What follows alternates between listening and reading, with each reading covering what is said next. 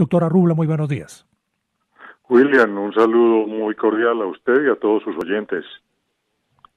Muchas gracias por acompañarnos esta mañana también y ayudarnos a entender este caso. Concretamente, ¿qué significa la decisión que tomó la Corte Suprema de Justicia de pasar el caso a la Ley 906 y devolverlo a la justicia ordinaria?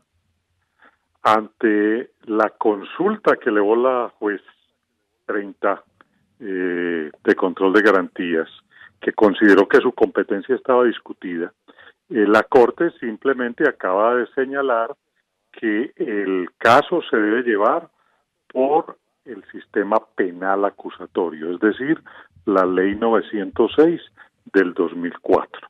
No se comprometió la Corte si el proceso arranca de ceros o arranca donde va, donde le llega.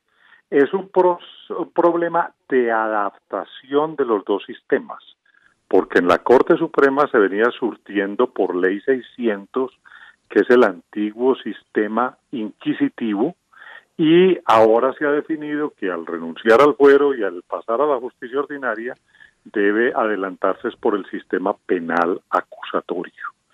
La juez lo primero que tiene que tomar como decisión, como lo señalaban ustedes, es decidir si lo va a arrancar de ceros o si va a adaptar lo que había a lo que debía ser. Por ejemplo, en la Corte ya había una formulación de cargos. Si eso equivale a la imputación, entonces simplemente seguiría donde va.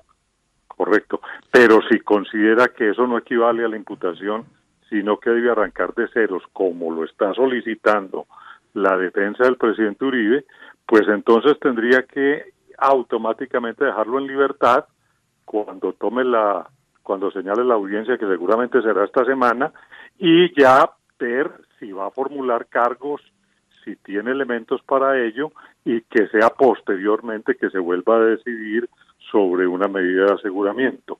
Ahora, si va a tomar como equivalente la formulación de cargos que había en la Corte a la imputación que exige el sistema penal acusatorio, pues seguiría donde va, pero también miraría, porque ya lo puede hacer, de acuerdo con el nuevo procedimiento penal acusatorio, si cambia la medida de aseguramiento por una que no sea restrictiva de la libertad, porque en este sistema hay un abanico de posibilidades de medida de aseguramiento mucho más amplios que en lo que hay en la Ley 600.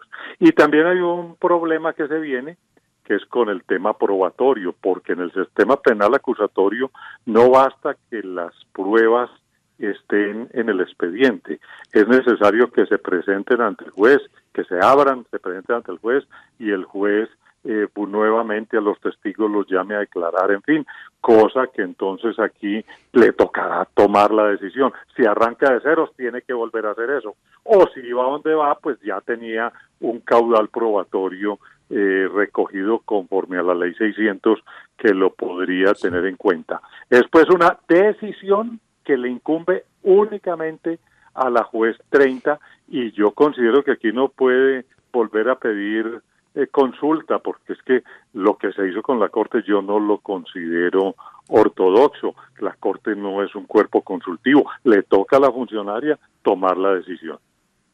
Doctora Rubla, muy buenos días. Azuri Chamá desde Medellín. Precisamente lo que usted acaba de decir me gustaría ahondar un poco. ¿No era entonces estrictamente necesario que la juez 30 consultara a la Corte? ¿Quizás ella se quiso curar en salud solamente?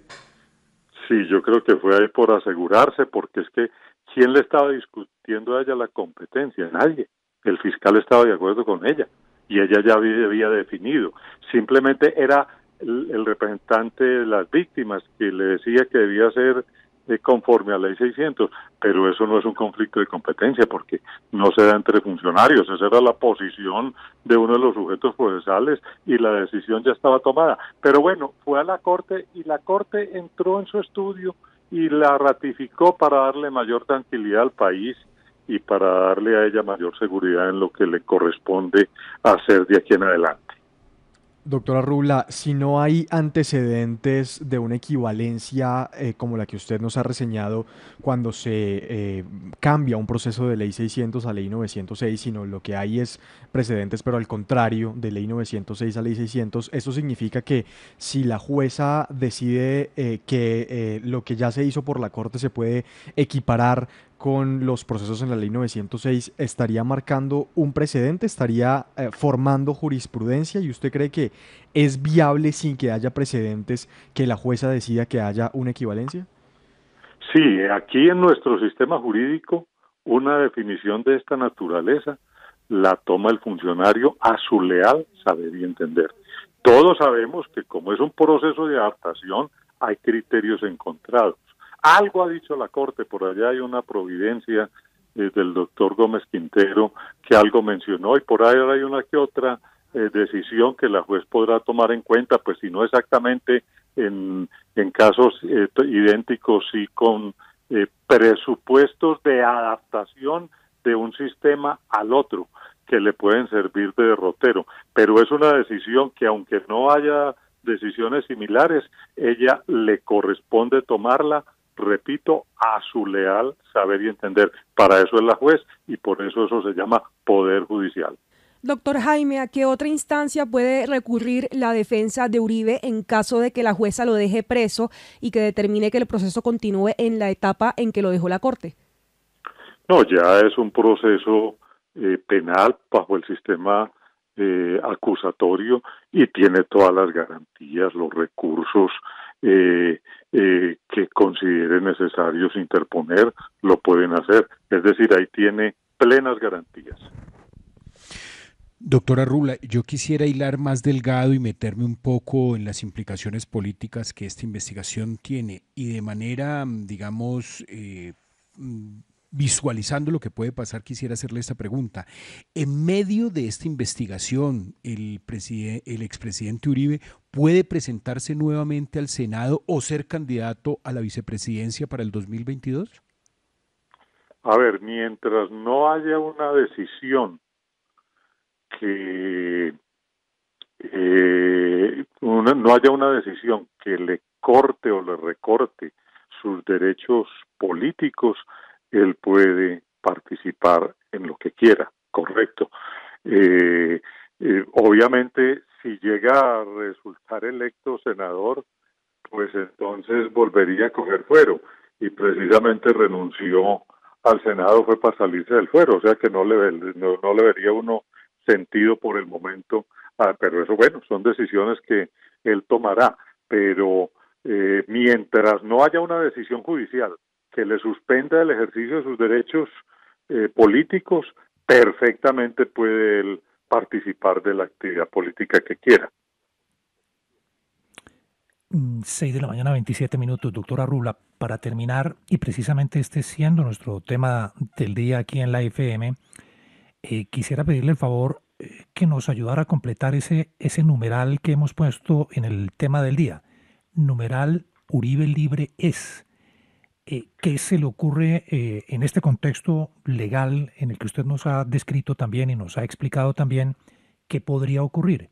Uribe Libre es, doctora Rula. Darle tranquilidad al país, porque cuando un personaje de estos se encuentra con una medida de aseguramiento, se forma más que una discusión judicial, es una polarización política que no es necesaria. La investigación puede adelantarse perfectamente con el personaje en libertad hasta que ya haya la seguridad de si es culpable o es inocente.